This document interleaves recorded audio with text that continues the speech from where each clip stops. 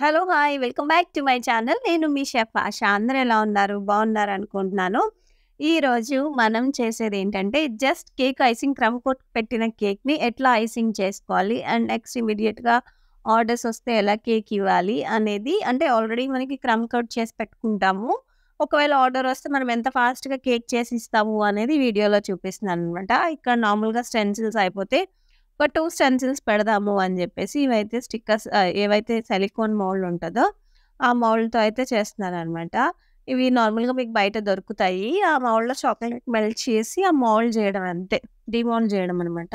ఇట్లా crumb coat చేసి పెడతాము. అండ్ ఇక్కడొచ్చేసి మనం చేసే కేక్స్ ఎందుకు ఎక్కువ ఎలివేట్ అవ్వట్లేదు అనంటే, కింద ఏదైతే మనం బేస్ యూజ్ చేస్తున్నాం కదా! సిల్వర్ కలర్‌ది, అది కమర్షియల్ బేకరీస్ వాళ్ళు యూజ్ చేస్తారు. అంటే మనకి బడ్జెట్‌లో మన బడ్జెట్ ఏదైతే ఉందో, ఆ బడ్జెట్‌లో ఆ బేసెస్ అనేవి తక్కువకొస్తాయన్నమాట.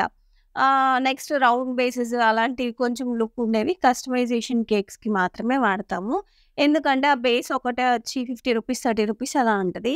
ఈ బేసెస్ వచ్చి మీకొచ్చేసి ఎంత పడతది?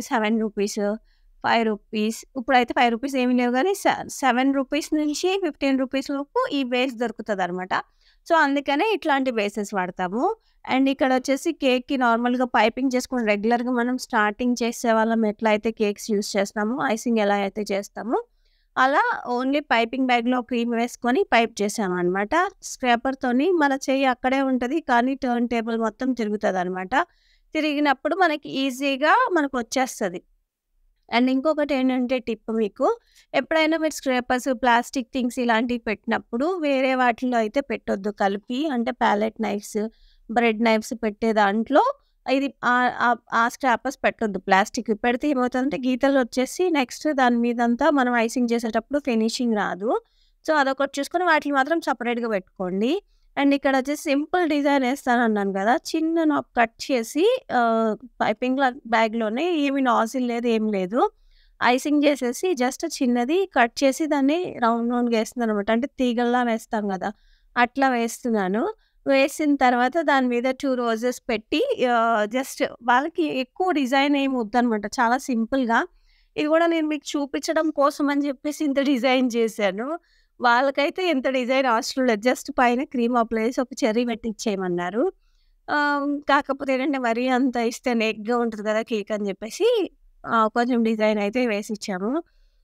ఇక్కడ ఓన్లీ ఫ్లవర్ లీఫ్ కటింగ్ చేసేస్తాం కదా నాజిల్‌లోని అట్లా చేశాననమాట. ఎందుకంటే మనము ఆర్డర్స్ ఎప్పుడైతే ఫాస్ట్‌గా అడుగుతారో అప్పుడు ఇట్లా ఈజీగా చేయొచ్చు. మనం దాన్ని పైపింగ్ బ్యాగ్‌లో నాజిల్ ఏసి, నాజిల్ తీసి ఇవన్నీ చేసేలోపు బోలెడంత టైం పట్టేస్తదనమాట.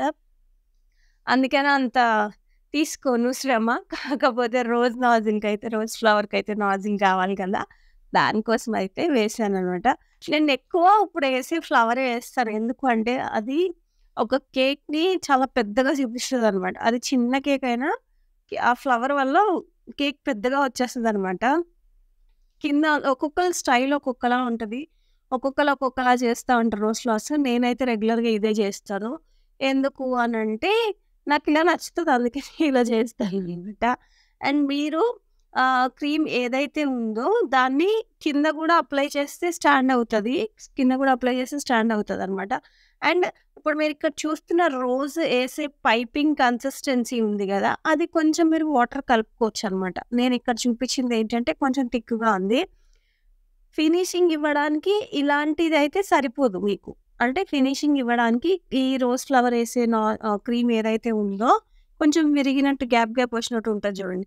అదైతే సరిపోదు. కాకపోతే అసలు క్రీమే వద్దన్నారు కస్టమరు.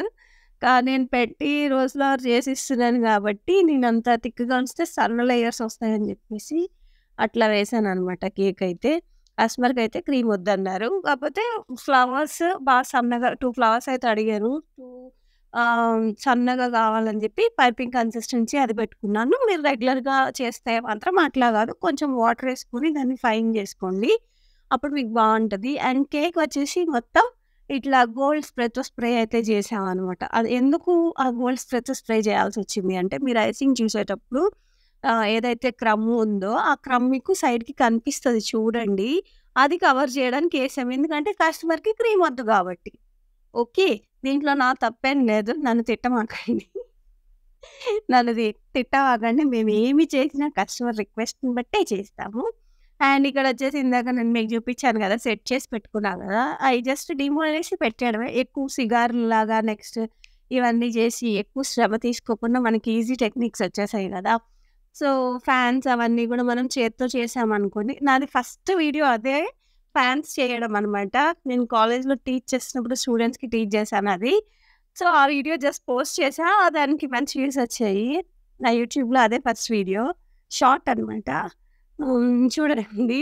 ఈ ఫ్యాన్స్ ఇవైతే నార్మల్‌గా ఫ్యాన్స్ అయితే డిమాలిష్ చేసినయి. ఆ ఫ్యాన్స్‌లో, ఈ ఫ్యాన్స్‌లో చాలా తేడా ఉంటది. భలే ఉంటాయి. ఇక కాకపోతే బడ్జెట్ ఫ్రెండ్లీ కోసం, కమర్షియల్ కోసం ఇట్లా చేసేస్తాం అనమాట. వాళ్ళకి కావాలి అంటారు కాబట్టి. ఇలా ఉంది కేక్ లుక్ అయితే ఫైనల్‌గా. If you like this video please do like, share and subscribe. Thank you. And నేను 1,000 క్రాస్ అయ్యాను కాబట్టి థాంక్ యూ సో మచ్ మీ అందరికీ. Thanks for your support. మీకేం కావాలి కేక్స్ అనేది లేకపోతే రెసిపీస్ అనేది కామెంట్ చేస్తే అవే నేను చూపిస్తా. నా ఇంట్రెస్ట్ ఉండే నేనేం చూపించను. ఓకేనా? Thank you.